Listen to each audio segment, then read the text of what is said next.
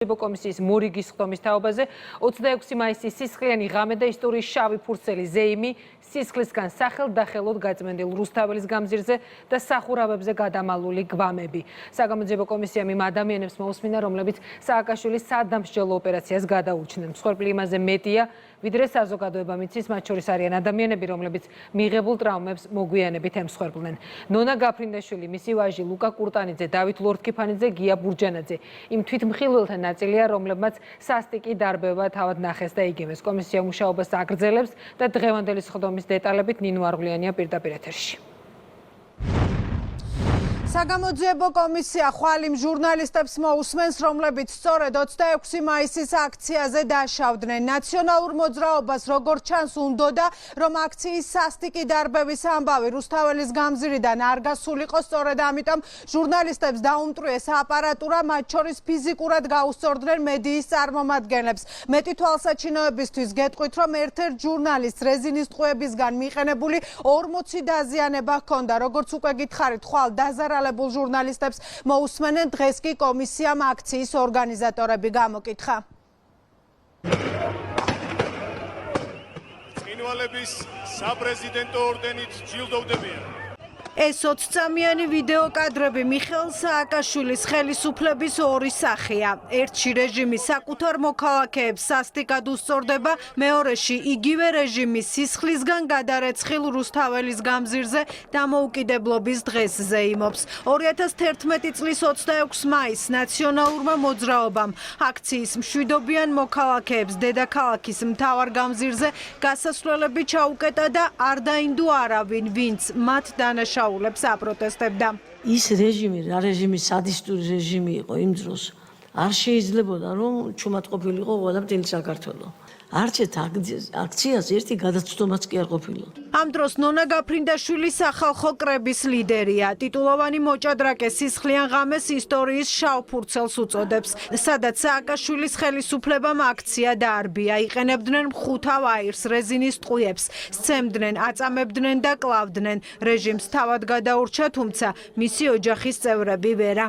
ერთს მაგალითად ვერ აიტანა მისმა გულმა ეს გაზის აი ეს ოდენობა რაც გამოუშვეს, რამოდენიმე დღეში გარდაიცვალა, გულმა ვერ გაუწია. მე დავარდნილი ვიყავი, მე რო ჩამოვედი იმიდან სცენიდან, დათოს მეგობარმა წამომაყენა და დაიწყო ძახილი, რომ ნონა გაფრინდაშვილი გამომყავს და არ ესროლოთ. მე ვწვებოდი უბრალოდ, მთელი დაბეშილი იყო ჩემი ის ძალიანად ორგანიზმი. ჩემი ძლის ძმა თემურ ლოგოა. რეზინის ტყუები მოხდა სახეში, დაეცა სპეცნაზის მანქანით მას გადაუარეს მკერდზე, საბურავის კუთხე მყური მოაგლიჯა, უკან გადმოუარა ისე იგივე მანქანა და აქ მას სკალპი იმ ხარეს ყური მოგდია ახტილი ქონდა. მივარდნენ და დასხეასა მოშიშვრებულ თავის ქალაზე ფეხს კიდევ აბიჯებდნენ შეძახილით. რუსის მონა ნონა გაფრინდაშვილის ვაჟის სამების ამბავი საგამოძიებო კომისიამ დღეს თავად დავით ჭიჭინაძისგან მოისმინა. სანამ უნივერმაღამდე, მაშინდელ უნივერმაღამდე მიმათრევდნენ, 6 ჯერ დამაწვინეს გზაში და 6 ჯერ გამლახეს. სახე გაგლეჯილი მქონდა. მის ოპერაცია გამიკეთა. მან თქვა, რომ ეს არის გახრეტილიო ტუჩი. და ავტობუსი წაგვიყვანეს პოლიციის სამმართველოსთან. პირველი რაც დავინახე, დერეფანში საჩინელ დღეში დაცემი ლუკა კურტანიძე. და დავინახე მეორე კოტე გოჩიაშვილი. რო დამინახა მომაძახა, რომ არინერვიულო ნონაო გამოყვანილი მყავსო რა. ანუ მივხვდი, რომ დედა ჩემი გადარჩა, იმიტომ რომ ჩემი ცოლის ძმა მის სკალპახტილ თავზე ანუ იხტუნავა რამდენიმე სპეცნაზელმა. ჩვენი სისხლით მორწყულ რუსთაველზე აცეკვეს და ამღერეს ხალხი. მეორე დღეს საზოგადოებაში შიშის გასაღვივებლად განსაკუთრებული აგრესია საზოგადოებისთვის ცნობილ სახეებზე იყო. ლუკა კურტანიძის გადარჩენა გოგი ქავთარაძემ და რეზო ესაძემ ვერ შეძლეს. რეჟიმა სპორტსმენი ხელშეკრული აწამა. წინააღმდეგობის შემთხვევაში კი დათა ახალაიამ მისი მოკვლის ბრძანება გასცა.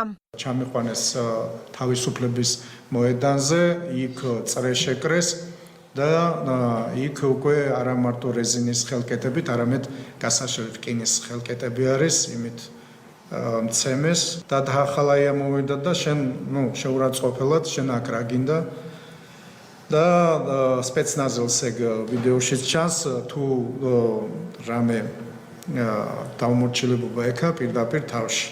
ანუ ბრძანება მისცა, რომ შეეძლოთ ლიკვიდირებაც მოეხდინა. უამრავი ადამიანის ტირილი, გოდება, ცემა და სამაგალითოდ მე ამ ხალხის თვალწინ ჩემი დამცირება. შემდეგ ჩაგვიყვანეს პირველ სართულზე, ამდენი მოკლედ ცემის შემდეგ ჩამიყვანეს პირველ სართულზე, იქ რომელიღაცა არ ვიცი რომელი განყოფილი ბანკირი პოლიციის წარმომადგენლები იყვნენ, ძალიან აგრესიულები, დამიწყეს ფიზიკური ანგარიშსწორება და ვიდეოზე გადაღება. ბიზნესის რეკეტი, მედიის შეზღუდვა, გაყალბებული არჩევნები და აგვისტოს ომი. ამ ყველაფრის გასაპროტესტებლად ქუჩაში ხელოვანები გამოვიდნენ. მსახიობი გია ბურჯანაძე წლების წინ მიყენებულ ტრამვებს დღემდე ებრძვის. დღეს ის საგამოძიებო კომისიას კლინიკიდან ჩაერთო და უთხრა, რომ 26 მაისის ღამეს ხელისუფლებამ იმაზე მეტი ადამიანი მოკლა, ვიდრე ამის შესახებ საზოგადოებამ იცის. კამერაში ვარ რა, მარტო ვიყო. 4 ახალგაზრდა ბიჭი არ შემოიყანეს, შემოიტანეს და დადეს. სისხლში მოსული, შემოხეული, ყველაფერს უყურებდა. მეთქი მესნობი მეთქი და ვინახარ მეთქი.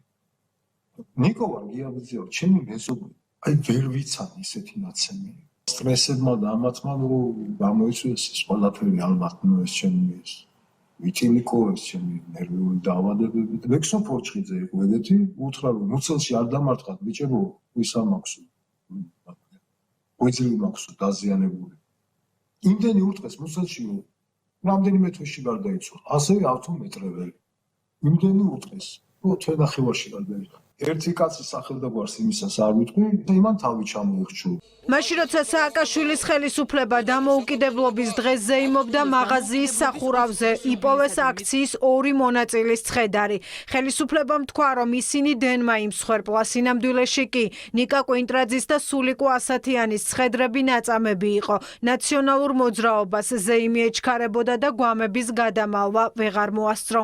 ძალიან გაკვირვებული დავრჩი რომ რა ვიცი 10-15 კაცი თუ იქნებოდა ეზოში დასაფლავებამდე მოვიკითხე და მითხრეს რომ აქ ვინ მოვა დასაფლავებაზე გქცოდა რაც ჩამოასვენეს მიცვალებულიო აი კამერა დგას და იწერენ ვინც მოვა სამძიმარზე ოჯახზე მე საღამოს მიდიან სახლში და აშინებენ ბატონის სულიკოს მეუღლე მეუბნება ეგეთ რაღაცას რომ დათო გული ხო გაქვს ძლიერი ხარ კი რა ვიცი მე მგონი კი მეთქი და რაღაცა უნდა გაჩვენო. ჩემი თვალით დავინახე, რომ ადამიანს თვალი ქონდა გამოთხრილი, მარცხენა თვალი, ყელი ქონდა გამოგლეჯილი, ხელები ქონდა დამტრეული. ოფიციალური ინფორმაციით 26 მაისს აქციის დარბევისას გარდაიცვალა რამდენიმე ადამიანი, 250 დაშავდა, დააკავეს 8-ზე მეტი მომიტინგე.